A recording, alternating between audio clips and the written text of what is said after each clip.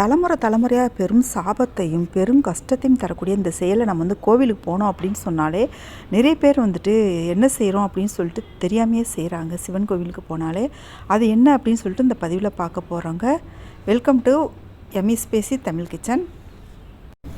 நான் மட்டும் இல்லைங்க, நீங்களே இந்த காட்சியை அடிக்கடி கோவிலில் பார்த்துருப்பீங்க. அதுவும் சிவன் சந்நிதியில் பார்த்தீங்கன்னு சொன்னால் பார்த்துருப்பீங்க.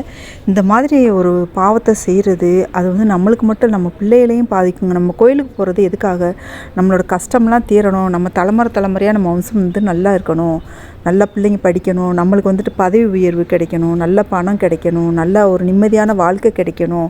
இந்த விஷயங்கள் நிறைய நல்ல விஷயங்களுக்காக தானே நம்ம கோவிலுக்கு போகிறோம்.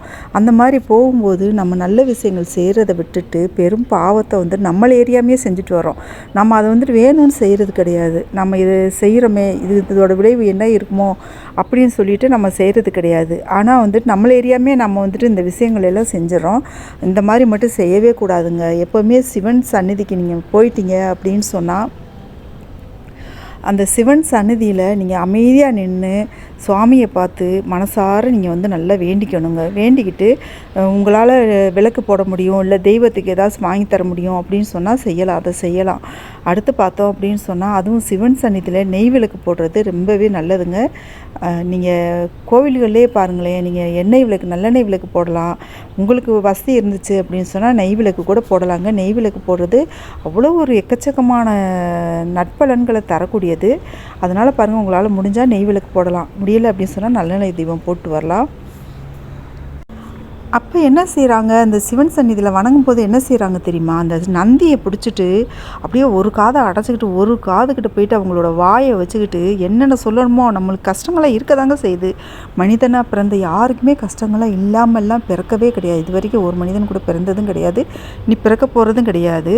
ஏன்னா கிரகங்களோட சுழற்சி எல்லாருக்குமே இருக்கும். அதனால் பாருங்கள், அவங்க எவ்வளோ பெரிய அரச பரம்பரையில் பிறந்திருந்தால் கூட அவங்களுக்கும் நல்ல நேரம் கெட்ட நேரம் எல்லாமே இருக்குங்க. அதுக்காக போயிட்டு அந்த நந்தியை அப்படி வாயை பக்கத்தில் போய் வச்சுட்டு காதோடு வச்சுக்கிட்டு அவங்க என்னென்ன சொல்லணுமோ அதெல்லாம் சொல்கிறாங்க. அது மாதிரி செய்யவே செய்யாதீங்க. அது ஒரு பெரும் பாவம். அது செய்யவே கூடாத ஒரு பெரிய தவறுங்க. இது நீங்கள் தெரிஞ்சு செய்கிறது கிடையாது. ஆனாலும் பாருங்கள், இனிமேல் கோவிலுக்கு போனால் இதை தவிர்த்துருங்க. நிறைய பேர் செய்கிறாங்க. நானுமே பாருங்கள், ஒரு சிலர்கிட்ட சொல்லுவேன். ஒரு சிலர் அதை நல்ல விதமாக எடுத்துக்குவாங்க. ஒரு சிலர் இவங்க எதுக்கு இது சொல்கிறாங்க அப்படின்ற மாதிரி எடுத்துக்குவாங்க. அதனால் பாருங்கள், முடிஞ்ச வரைக்கும் நீங்கள் இந்த மாதிரி விஷயத்தை தவிர்த்துக்கிறது ரொம்பவே நல்லதுங்க. நீங்கள் சிவன் கோயிலுக்கு போகிறீங்களா, நல்லா நந்திக்கிட்ட சொல்லுங்கள், வேண்டான்னு சொல்லலை, கொஞ்சம் தள்ளி இருந்து சொல்லுங்கள். அவர் காதோட காது உங்கள் வாயை போய் வச்சுக்கிட்டு ஒத்த கையில் தெய்வங்களை தொடவே கூடாதுங்க. பொதுவாக கோயிலுக்கு போனால் எந்த ஒரு தெய்வத்தையும் நம்ம தொடவே கூடாதுங்க. பக்கத்தில் நின்று நம்ம தரிசனம் பண்ணலாம், தவறு கிடையாது. ஆனால் தெய்வங்களை நீங்கள் எந்த கோயிலுக்கு கூட போங்க, ஆனால் தெய்வங்களை தொடுறதை தவிர்த்துக்கோங்க.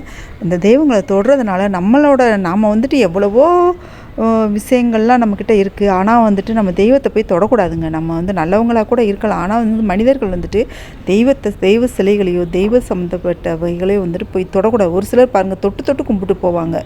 தொடவே கூடாது. சாமி தொடக்கூடாது. பக்கத்தில் நின்று கும்பிடுங்க. நீங்கள் கேட்டது கடவுள் கட்டாயம் தருவாங்க. உங்கள் கோரிக்கைகள் கண்டிப்பாக நிறைவேறும்.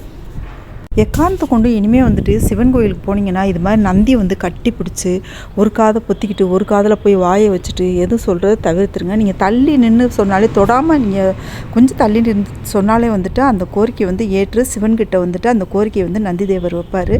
அதனால் பாருங்கள், கட்டாயம் இனிமேல் நந்தி தேவரை தொடாமல் நீங்கள் வழிபாடு பண்ணிட்டு வாங்க. கட்டாயம் உங்கள் வாழ்க்கையில் நல்லதே நடக்குங்க. இந்த பதிவு பிடிச்சிருந்துச்சுன்னா நம்ம சேனல் இது வரைக்கும் நீங்கள் சப்ஸ்கிரைப் பண்ணினா சப்ஸ்கிரைப் பண்ணிக்கோங்க, பெல் ஐக்கானை கிளிக் பண்ணிக்கோங்க. உங்களோட மேலான கருத்துக்களை கமெண்ட்டில் தெரியப்படுத்துங்க. நம்ம சேனலில் நிறைய வீடியோஸ் இருக்குங்க. பயனுள்ள வீடியோஸ் எல்லாம் தரணும் அப்படிங்கிற ஒரே நோக்கத்துக்காக தான் நான் வீடியோ பதிவு போடுறேன். தேங்க்யூ.